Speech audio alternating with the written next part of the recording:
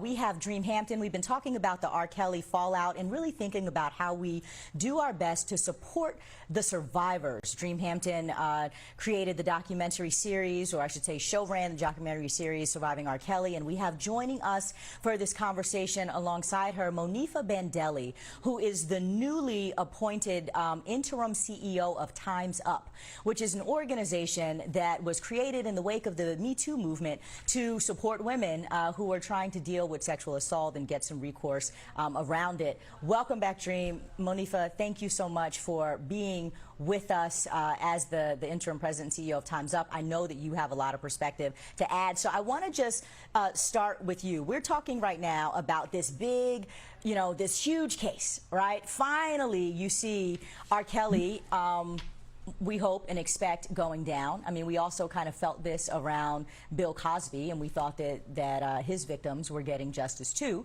And then a technicality seemed to change that on us. I want to just, start with you for a moment, and from your perspective as someone who is doing advocacy work and thinking about ways to support survivors, one, to have them be heard and believed. That's always the beginning of all of this. And then trying to figure out what to do.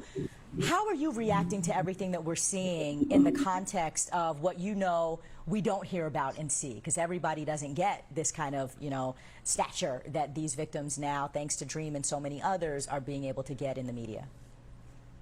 Yeah, absolutely. I mean, I'll just pick up right where Dream left off, is that we needed this, but so much more, right? This is just part of closure towards healing, and we don't have the infrastructures in place for there to be healing.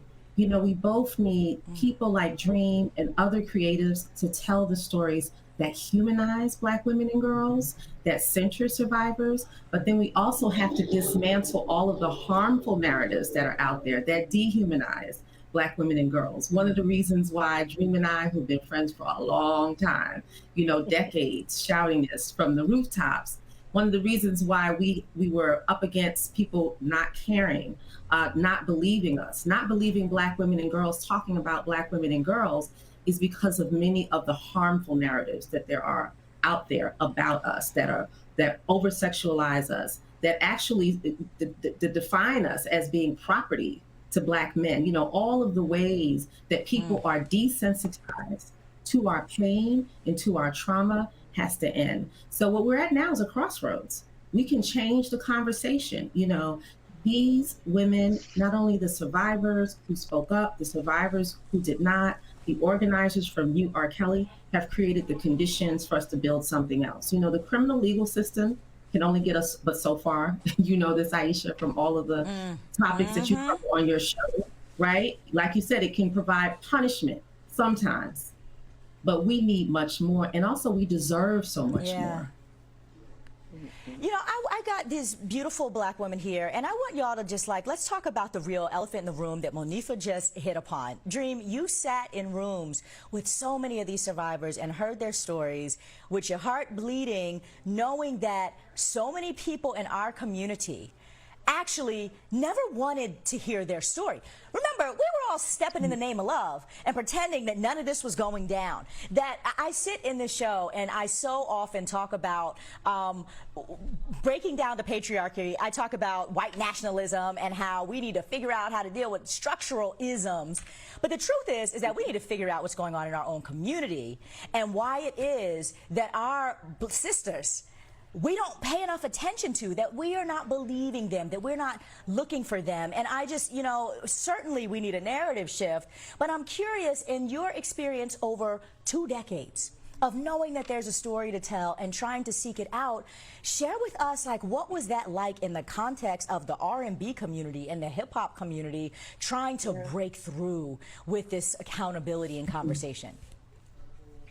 Well, the R&B and the hip hop community are Black folks. It's the Black community. R. Kelly is a genre singer. In another era, he would have been called a race singer. He makes Black music for Black people.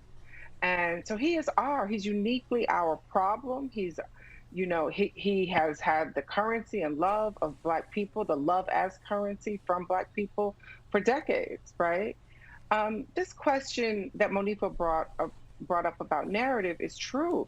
But the other side of that narrative is the one that we have around protecting Black men at all costs, you know? And so our instinctual, and this is a Black feminist, you know, kind of clarion call, conundrum. It's one like that we inherit, you know, from decades of like Black feminist literature, Black feminist activism. Here I'm thinking about Ntozake Shange writing about childhood sexual trauma in her play for colored girls. I'm thinking about Alice Walker a decade later with Color Purple and the backlash that she received. Surviving R. Kelly is not in that tradition. It's not some great piece of literature. It was a docuseries, but I knew to be prepared for a particular kind of backlash. The first thing that I ever wrote when I was writing about hip hop the last century was an essay, an editorial coming for Dr. Dre for beating Dee Barnes up in a public space. This is pre-internet. Right.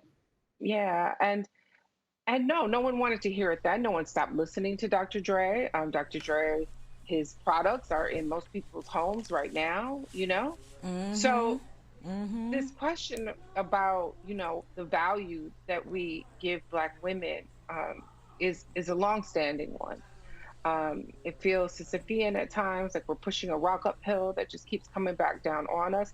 But I know that this is the work. I know this is the work because I love my daughter. I love Monifa's daughters. I love Black girls. I love Black women. And yeah, we can't stop. Yeah, we just can't stop. Yeah. We're worth it. Well, we have to ask this question. Are you angry? No, I just want to say really quickly, we have to ask this question. When people attack Dream because of this film, and their attack is like, well, why don't you talk about all of these white predators? It's like, are you mad that she's not talking about white predators, or are you upset because she is standing and defending Black girls? And when you really read the critiques, people are upset at us. So it's not just that people erase or don't care about our pain and suffering. It's almost like also, how dare you? How dare you stand up for Black women and girls? And so we're saying in this moment, we've done it then, we're doing it now, we always will be, and we're going to do it more and lean in. And if you don't like it, then maybe you are part of this structure, this rape culture. You know, the old people say the one that got hit, the one that hollers is the one that got hit. I always think of that when I see Dream being attacked for standing up for Black girls. Yeah.